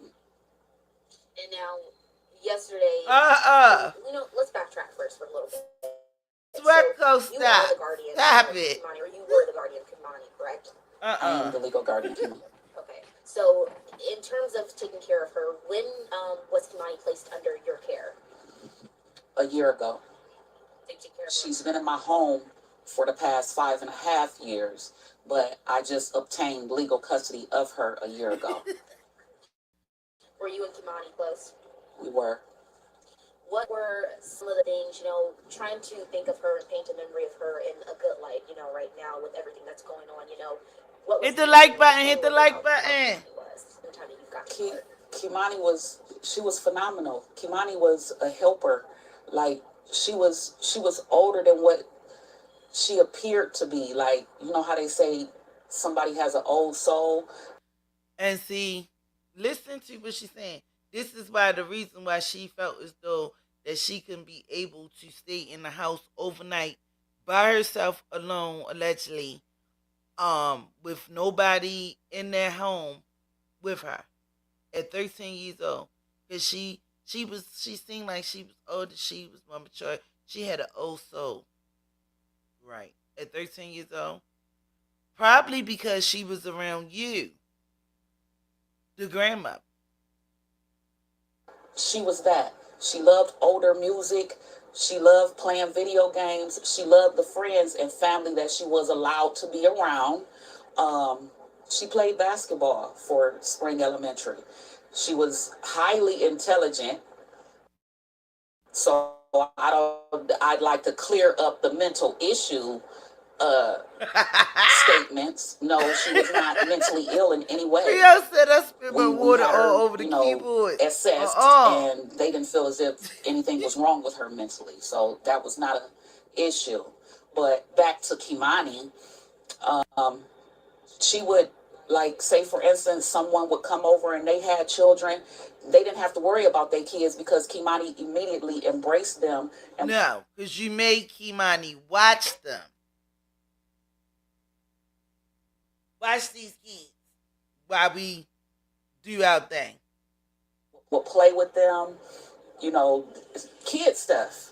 She was phenomenal. Like I said, she was like no other kid her age. What school did Kei'Mani go to? She went to Spring Elementary. And we were told that at that time she was doing good in school as well too, correct? She was. She had brought her grade point average up from a 3.4 to a 3.9. And, you know, actually they were going to have an award ceremony for the basketball players today at 5:30. But when I divulged to them that she had passed, they've rescheduled it. She was going to receive her trophy for being, you know, on the team and stuff. And she has a birthday that's coming up. Right? Her birthday is Friday. And she would have been turning 14. She would have been 14. Is she acting or this for real? Because it looked like a little emotions is trying to come out, but she's trying to hold her composure. Did you have any plans for her birthday? We were going to have her a large birthday party because it would have been her first birthday where, once again, all of my children were together and could participate in the party. Her mom was supposed to come and everything. So I asked her early on, what type of party do you want? She said she wanted a basketball themed party. So that's what I bought. Things that revolved around her playing basketball. I'm still receiving stuff in the mail for that. Why are you saying like, why is she saying like she angry? Oh, she might be angry, but you was just sitting up there with Darnell, y'all both side to side on the other interview like y'all was best friends. So why are you acting like this is the judgment that you made? You made it okay for him to come around. Because if you felt like he wasn't her dad, why would he be around? So there's been some confusion now in terms of when it comes to family, you know, who's her biological father, who is her biological mother, and then also was she in the foster care system? Can you clear up a little bit of all of that? You know, when Kei'Mani was placed in your care, you know, when is the LCCS? Who exactly did she come from, and how did she? She came from her other legal guardian. I choose not to state her name, but she came from her other legal guardian because the other legal guardian and I were best friends. The other legal guardian is my daughter, Kei'Mani's mom, godmother. And we had already discussed when early on, because she's been with guardian, because the other legal guardian and I were best friends. The other legal guardian is my daughter, Kei'Mani's mom, godmother. And we had already discussed when early on, because she's been with this person since she was 9 months old. My daughter has never really had custody of Kei'Mani. So she's been with this person since she was 9 months old until, like I said, maybe 5.5 years ago. Now, off and on, this person, we would interact and, do different things with her, for her, or I would contact her and tell her, well, I need this, or Kei'Mani would like that. And she would come by and oblige, and we would commence.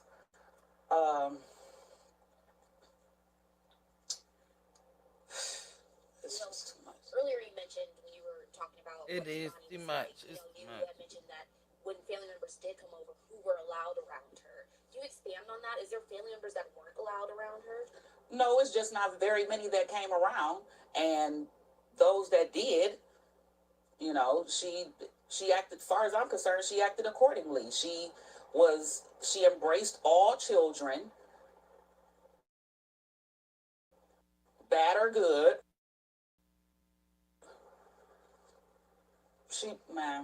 Okay, next question.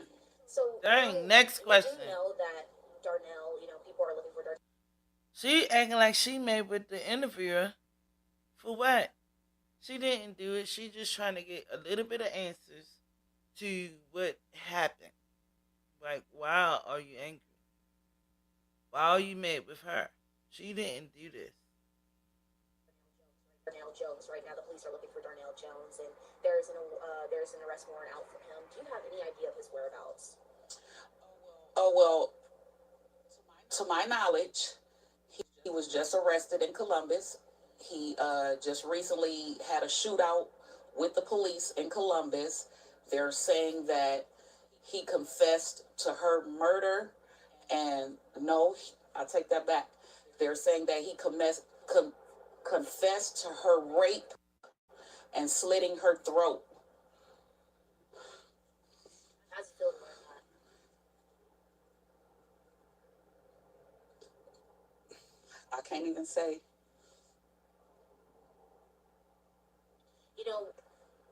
As the police report mentions, Kei'Mani was last seen with Darnell. Do you have any regrets of letting Kei'Mani go with, as you're her guardian, do you have any regrets of letting Kei'Mani go with Darnell? I do, only because, like I said, I feel deceived. I feel like this was pre-planned. I feel like you meant to do this. I feel like you was grooming her. When you say grooming her, is there things that you saw before this? No, I never saw anything out the ordinary. But so it goes back to what I said. She said that he was grooming her. So what made you think that he was grooming her? And if you felt like that, why you didn't make a stop to him visiting her or coming around her? Because you felt like that. Obviously you didn't feel like this on that day you did that interview. You had to feel like this before he's grooming her. Why would you even make that accusation? Like, come on now, baby. And molesters decide to choose prey, they groom you first. So they give you gifts. They try and make you comfortable with them. They try and say little things to you that you and they can keep secret, and then eventually they pounce. And that's how I feel that this is given Dorothy been probably essayed herself in her younger years as a young girl. For you to say something like this outly, it seems like you have been a victim of the same thing. She's a little bit more emotional about this situation, and she's deeply rooted in what she's saying, because it seems like to me, you know how that feels to be essayed, taken advantage of, groomed. Listen to the way she's saying groomed and all of this, you know. Ugh, this is sick. What? Oh God. Where? How all of this is played out? I feel that's what happened. She was a virgin. She didn't like boys. There's also comments, and we're just trying to address those. Yeah, I think it's triggering her. She's getting triggered. I believe that she was a victim of SA. You can tell. Look how she feel. Look at how her emotions is now from when talking about Kei'Mani and talking about the SA situation. She's about to look like she's about to lose it, because she must or probably been a victim of the same thing, so she know what it's like, and this probably triggered her. That's what it seemed like to me. And speculation again that, Kei'Mani, her home situation, she was abused. What do you have to say to that? Okay, abuse in whose eyes? Because she was not abused. Yes, she was chastised whenever she was wrong or did things wrong. Other than that, she was not abused. She was not just whooped for no reason or just because I felt like it. I've went through this twice because the school system had contacted CSB, Swecco, on her behalf when she went to Bennett Academy. And they came in, they did a case study, and closed it. They've stated there's a way to chastise children without physically harming. You need to whoop them on their behind, nowhere else. So, okay, with that in mind, I knew that and closed it. They've stated there's a way to chastise children. Darnell Jones from Franklin County. He's the man accused of abducting and killing Kei'Mani Latigue. He was scheduled to be arraigned on a felonious assault charge in Columbus this morning, but he didn't show up. Silver Barker was there, and she explains what happens now. Well, we've been told from multiple sources that Darnell Jones is still not in good health. That's why he didn't appear. Very defensive, yes. Instead, the court has agreed no bond and wants Lucas County to proceed with charges there first. Physically harming them, and you need to whoop them on their behind, nowhere else. So, okay, with that in mind, I knew that. So she didn't have like bruises all over. How long ago was that when they came into your home? I would say the latest, it was approximately 7 months ago. And so you say the latest. So was it a few times that they came into your It home? was twice total. So twice total that they came into your home. Check. Okay. And it was all for like you mentioned, what you just said. Yes. Explaining. Yes. Okay. Now, in terms of, this whole situation, so you were not arrested, correct? And that's Correct. what, a lot of people seem to think as they saw you going out in custody. That's what you asked for, correct? Yes.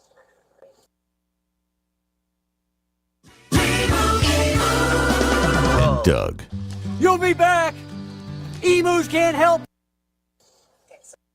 So allegedly, she only basically said that she wanted to be let down and handcuffed because I don't know if she was trying to put on a scene that, okay, I'm being arrested and y'all can leave me alone because I'm going to jail because I'm scared and this, that, and the third, but I'm not understanding why would you ask them to put you in handcuffs? I don't get it. Oh, unless she must have thought that somebody was going to jump on her while they was taking her off, because allegedly there was people out there allegedly want to burn up her house and blow her up and all of this stuff. But it it gets deeper here. Now, in this clip, on this one, this is the auntie. This is the sister of Kei'Mani's mother, which is Kei'Mani's aunt.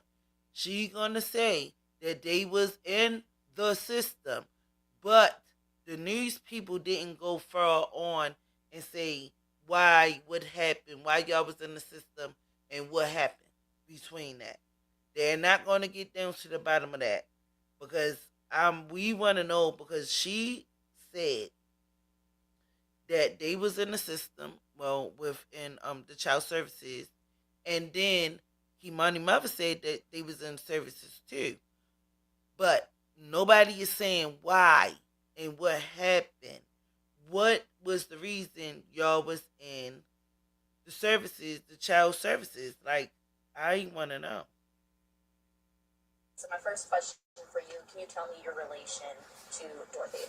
I'm Dorothy's second oldest daughter. I'm Kei'Mani's aunt. My name is Sanika. I live in Indianapolis.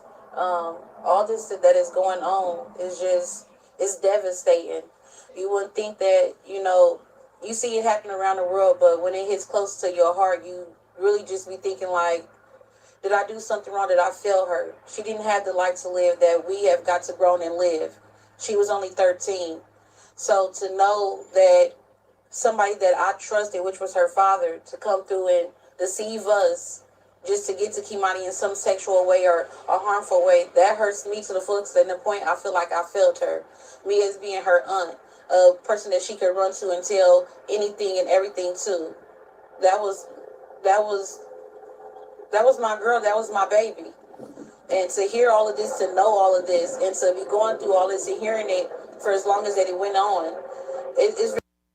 Wait a minute. Hold on. This is a key, too. Let's remind a bit. She said, for long as it went on. For as long as what went on. So he was already doing some essays to her. She said herself, for as long as it went on. Think that, you see it happen around the world, but when it hits close to your heart, you really just be thinking like, did I do something wrong? Did I fail her? She didn't have the life to live that we have got to grow and live. She was only 13. So to know that somebody that I trusted, which was her father, to come through and deceive us just to get to Kei'Mani in some sexual way or a harmful way, that hurts me to the full extent, the point I feel like I failed her. Me as being her aunt, a person that she could run to and tell anything and everything to. That was my girl, that was my baby.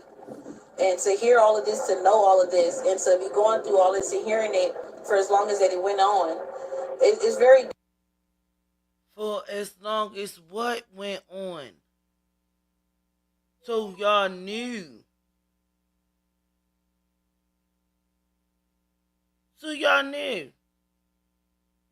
For as long as it went on.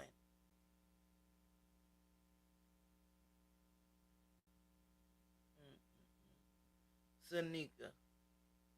Yeah, when y'all revisit this stuff and listen to it again, you hear stuff. You hear stuff that you haven't heard before. For as long as what went on.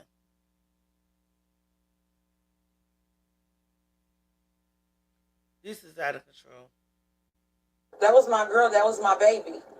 And to hear all of this, to know all of this, and to be going through all this and hearing it for as long as that it went on, it's very devastating. I see so many people that are supposed to be my family that's going against my mom and me for that instance, and saying like, oh, she failed her, she had something to do with it, she had this and that. It doesn't matter at this point for right now, and until we get justice for Kei'Mani. What? It doesn't matter at this point until we get justice. She is a part of getting the justice, and it does matter if she has something to do with it, because that's a part of justice. Because if she had something to do with it, she needs to get handled too. She needs to be held accountable too. She needs to be locked up too. It does matter. What the hell is going on? It's all about Kei'Mani. what I would like to say is there's a lot of people on the internet starting GoFundMe's, and that's not what we need right now, because it's not what Kei'Mani needs. The funeral home has objected to say that they're going to come and pay for everything, so there's no need for any GoFundMe pages, any of that. Everything is being taken care of. I ain't gonna lie. I ain't even gonna lie, y'all. I was rooting for the sister at first, but now that you hear the stuff that she's saying out her mouth, and I'm kind of dissecting it and taking it all the way in, because my first initiative when I seen this video, I didn't hear it clearly. You feel what I'm saying? So now that I'm listening to it again, and I got more awareness and acknowledgement and listening for real, as long as it went on. So this already been going on. Just why would you say that? As long as what been going on? The essay. As long as what been going on. So you knew about the shit too. Man. I know you fucking lying. This is not looking good. As long as what went on. You can't change it now. As long as what went on. That needs to be taken care of by her family, her immediate family.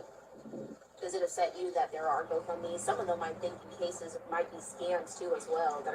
What upsets me is that people are starting these GoFundMe pages and putting Kei'Mani name underneath it, and they know that it's going to get viewed, and people have sympathy and feel some type of way about that.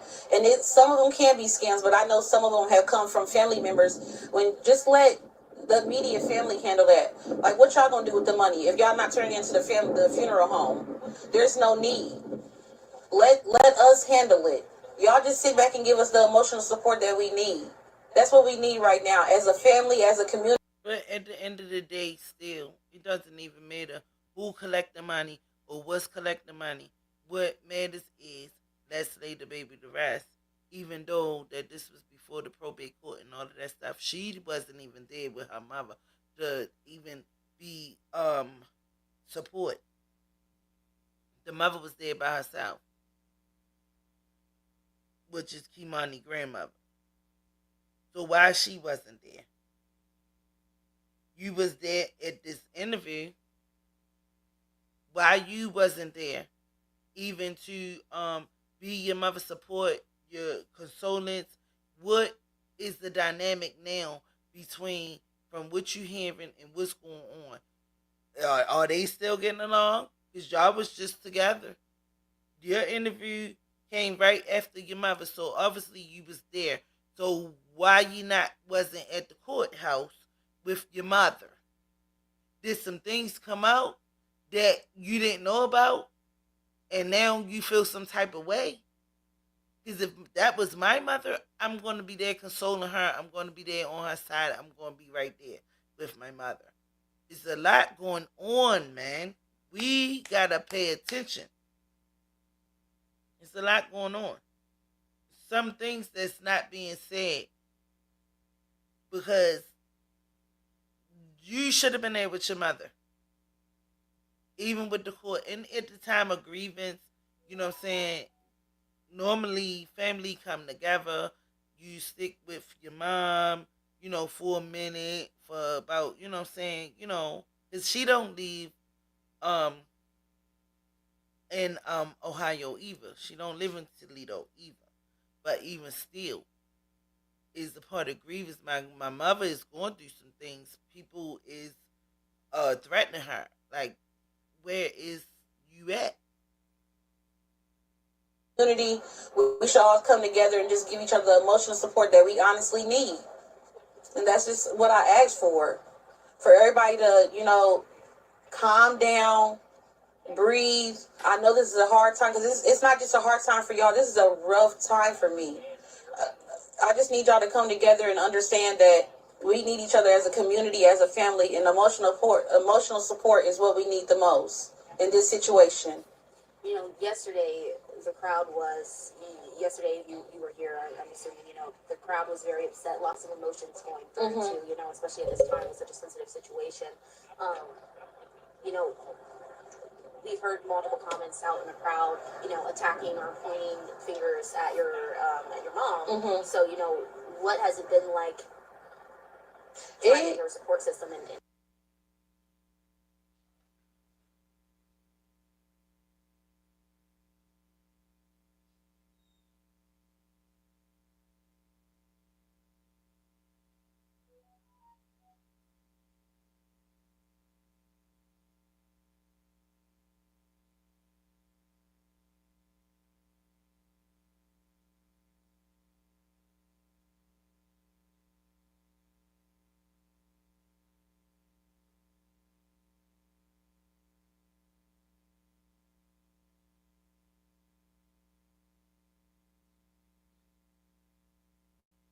helping her out? In a way, you have to be mature enough to decide, am I going to follow along with the crowd or am I going to, you know, stick around with the loner? I'm to the point where I'm not following nobody. I'm going with what's right. If it was your mother, if it was your niece, would you console your mother? Would you console your, you know, the person that was close? So, once again, why she wasn't there at court, probate court, with her mom against her sister. There's a reason. There's a reason she was not there. You knew that the probate court was coming up. There's a reason she was not there. And I'm believing that she heard a lot of these different stories about her mother did certain things and hid certain evidence and played the part in the situation. And that's why she kind of backed up. You heard her right here basically saying, why not basically support the person that was there for, you know, Kei'Mani the most and da-da-da, boo, boo, boo, all sum it up. And that's my mom. And not, you know what I'm saying, be there to support her. But where is the support now that you probably heard a lot of things that we done heard? Because obviously she was not in that courtroom with her mom that she support. Right now, she was supporting her. You was all for supporting her. Because that's your mom, and, you know, you believe your mom ain't in me. You know what I'm saying? But where was the support at the court? Now, we played the court a little bit earlier. So she was not there with her mom. To her who lived with her, I'm not out to have a torch and the pitchforks and all out to go against anybody except the person who did this, which I believe was her father, Darnell. I don't have any other anger pushed towards anybody else. I'm angry that this happened, but I'm angry at the person who did this. Do you know if, have you been in contact with Tiara, the mother? Yeah, I've been in contact with my sister. It's been briefly. It's been over through text. Like I said, I live in Indianapolis. I seen her yesterday, but that was very brief. It wasn't even more than 5 minutes. It was more or less that she wanted to show me my other niece, Kazaria, which is Kei'Mani's youngest sister. But it wasn't like it was oh, sis, what are we going to do, any of that. And I don't wish this on nobody. I really don't. I could, you know, your mind go different places when it's a baby. That was a baby. Like I said, I have a very close relationship with Kei'Mani. She was a tomboy. She wasn't out looking for, you know, trying to be fast or, you know, mischievous or any of that. So for her mother to come down and have all this to say and all that, Tiara, where was you for the past 4 years? We haven't seen you since Kei'Mani TikTok party. Wow. I got a Mazzato knife, and what followed was an absolute fiasco. So I almost made... I don't wish this on nobody. I really don't. I could, you know, your mind go different places when it's a baby. That was a baby. Like I said, Yes, it was. I have a very close relationship with Kei'Mani.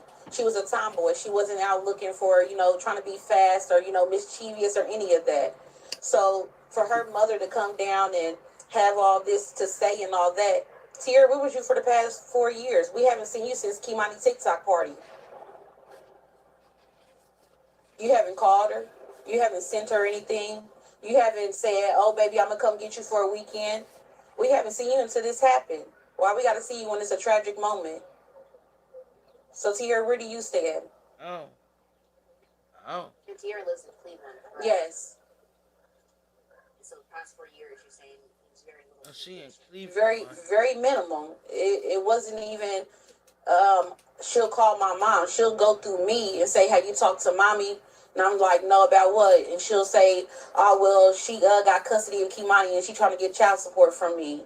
So it wasn't that Tierra was concerned about Kei'Mani. It was more of the why she wanted child support from me. What is the relationship between your mother and your sister Tierra? It's very distant. They had their words. They fought. Kei'Mani mother has a godmother that Kei'Mani was with before my mom got her. And there was no communication then from Tierra. Tierra had I feel like Tierra just let her go. Because any mother would be on her toes to get her children back. That wasn't the case here. It just wasn't. When was Kei'Mani taken away from Tierra? I'll say about 7-8 months.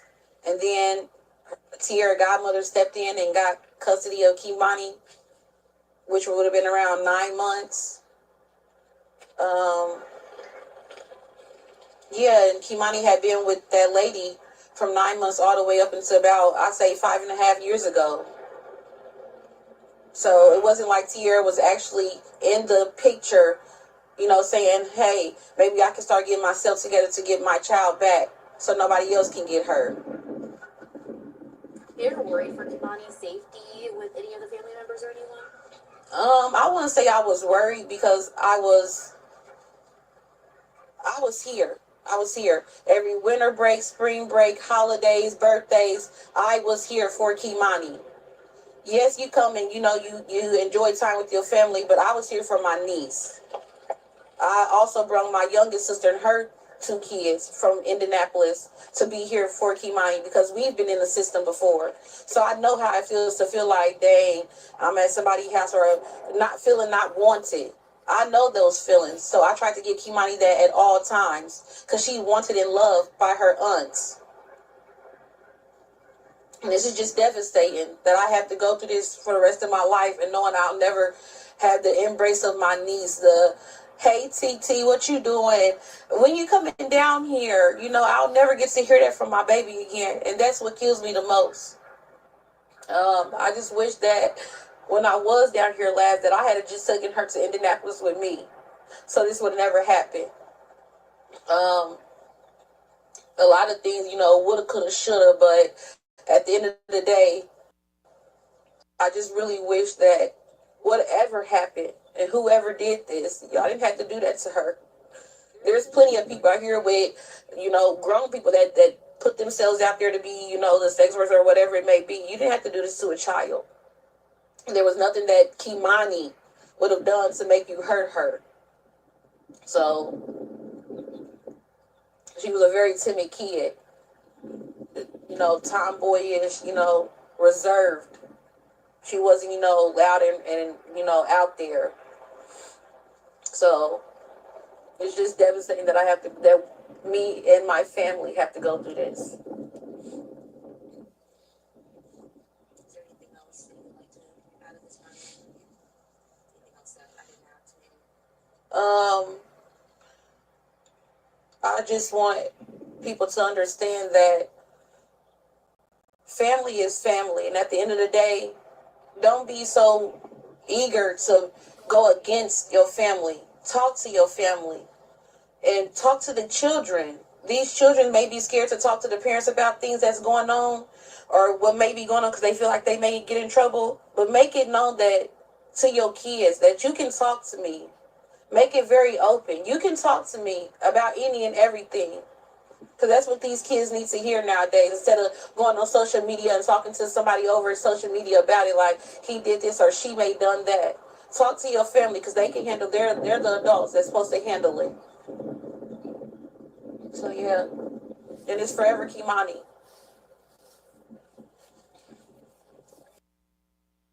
Alright. Woo.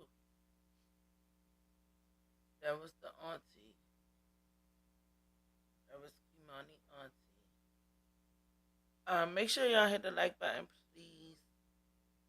Yeah, but that was Kei'Mani auntie, and she expressed a lot of things. Maybe this can be going on longer than what we know, allegedly. Um, but whew, it's a lot, y'all. But yeah, there's more to come. Not even only that, dude's still in the hospital. That's what I say on my channel. Yes, it's a mess. I'm gonna come over there for a little bit. I'm about to get up off of here. Y'all make sure y'all check out Foxy Roxy tonight.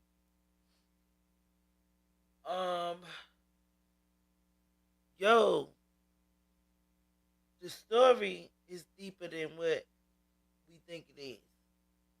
Because it sounds like the sister know more than what she is saying.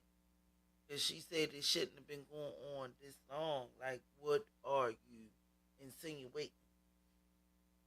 Now, mind you, once again, I'm going to go back to my old video. I'm going to pull that clip up with him, 2019. And there's a new one that's resurfacing that I don't have. I'm going to try to find that one. But, yeah. He basically was crying out for some reason.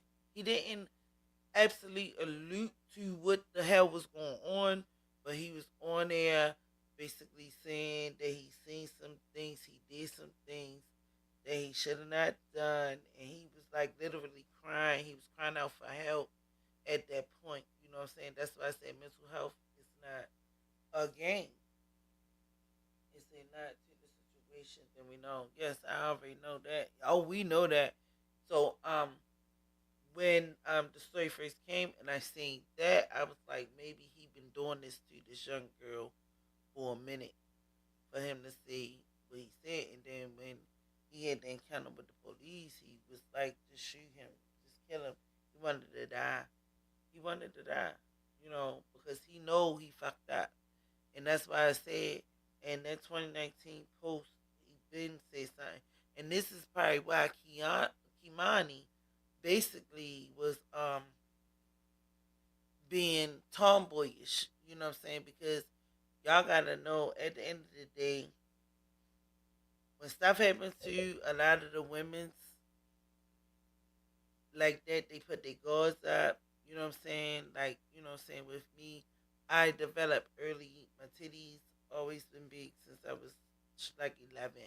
Like, I just grew like that, and men be like looking at me, and so I started dressing like I started being basically a tomboy. I was never the GAY, but that's how I used to dress because I felt uncomfortable in my skin because how my body was developing at a young age, and people look at that and it's just crazy. But yeah. Any last comments before we get up out of here? About to get up out of here. Let me see if the whole stuff won't work. Make sure y'all hit the like, subscribe if y'all already haven't. For the replay game, put your comments in. We ready for it. We here. Shit. But yo, this story is really touching. Thank you, Swecko. This story is really touching. And like, it's no,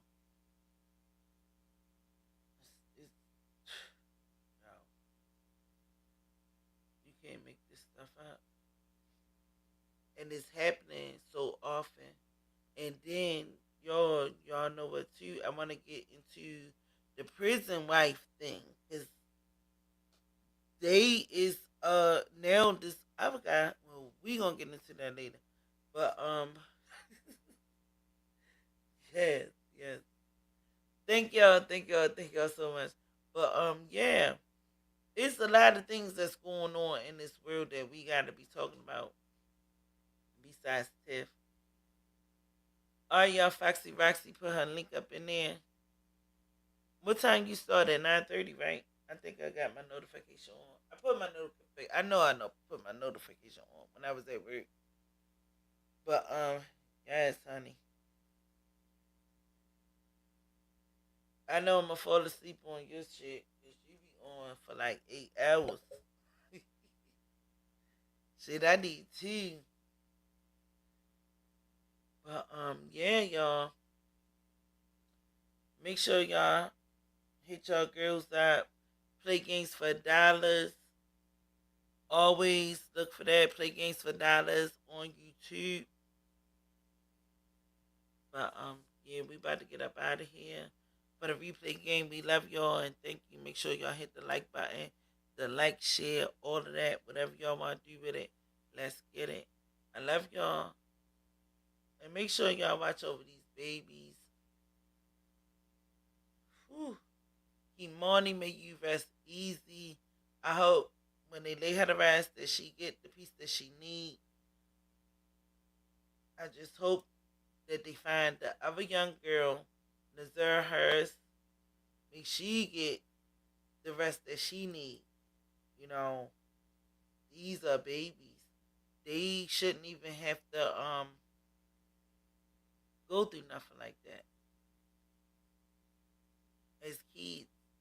And both of them was in the hands of their grandmothers.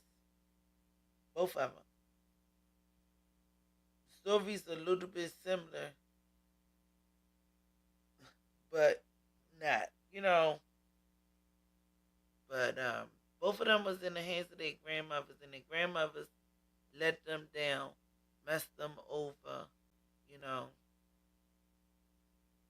Didn't protect them as they should have, you know, because a lot of this stuff could have been avoided. But yeah, I love y'all. Make sure y'all hit the like button. Good night, everyone. Make sure y'all hit the like, subscribe if you already haven't. Replay game, we love y'all for life. Rest in peace. Kei'Mani, Latigue.